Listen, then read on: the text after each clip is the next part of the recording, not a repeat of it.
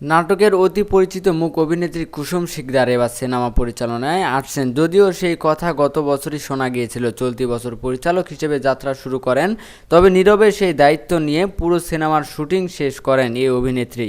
সিনেমার শুটিং শেষ করার সেই ছবির ছাড়পত্র পেয়েছেন তিনি। চলতি বছরই সিনেমাটি দর্শকদের দেখাতে চান কুসুম শিকদার। 5 বছর পর নিজের পরিচালনায় ক্যামেরার সামনে দাঁড়ালেন তিনি। সিনেমার নাম শরতের জবা। সন্তানের মতোই সিনেমাটি একটু একটু করে নির্মাণ করেছেন এই অভিনেত্রী। ইতিমধ্যে সিনেমাটি সেন্সর ছাড়পত্র পেয়েছে। এতদিন সে তথ্য ও গোপন রেখেছিলেন তিনি আগামী 2 মাসের মধ্যেই সিনেমাটি মুক্তি পেতে চলেছে। এখন প্রচারে ব্যস্ত থাকতে চান পরিচালক। সম্প্রতি গণমাধ্যমে এই অভিনেত্রী বলেন, সব ঠিক থাকলে আগামী সেপ্টেম্বর নাগাদ আমার ছবি শরতের জবা সিনেপ্রেমীদের উপহার দিতে চাই। এখনও প্রতিনিয়ত সিনেমাটি নিয়েই কাজ করে যাচ্ছি। তিনি বলেন, সিনেমা হলের জন্য আলাদা করে প্রস্তুত করছি, সেটির জন্য সাউন্ড ঠিক করতে অনেক সময় লেগে যাচ্ছে। অভিনেত্রী হিসেবে এসব অভিজ্ঞতা নতুন এবং পরিচালক হিসেবে কাজটি চ্যালেঞ্জিং বলেও জানান কুসুম শিকদার। কুসুম শিকদার বলে, গল্প থেকে শুরু করে সব জায়গায় আমাকে ঘনিষ্ঠভাবে থাকতে হয়েছে।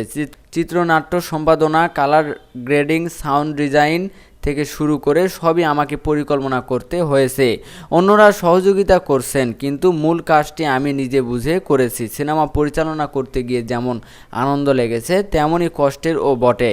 সিনেমার দৈর্ঘ্য যখন কমাতে হয় তখন খুবই কষ্ট লাগে। যত্ন করে ছবি নির্মাণ করে সেখানে কোনো দৃশ্য ফেলে দেওয়ার কষ্টের বলেও জানালেন এই অভিনেত্রী।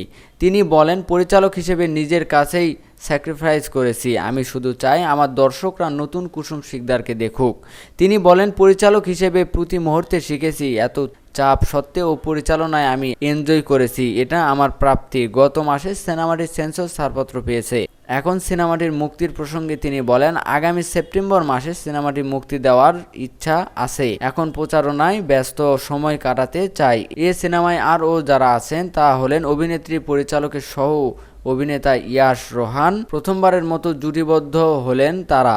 এছাড়া আরও অভিনয় করেছেন শহীদুল আলম সাচ্চু, নরেশ ভূঁইয়া, জিতু আহসান, বরদা মিঠু, অশোক ব্যাপারী প্রমুখ। উল্লেখ্য, কুসুম শিকদার একটা সময় নাটক ও চলচ্চিত্রে নিয়মিত মুখ ছিলেন। 5 বছর আগে ছন্দপতন ব্যস্ততার কারণে দূরে সরে যান তিনি। মাঝে কিছুদিন নিজের কবিতা ও গানের মিউজিক ভিডিওতে মডেল ও অভিনয়ে আর দেখা যায়নি।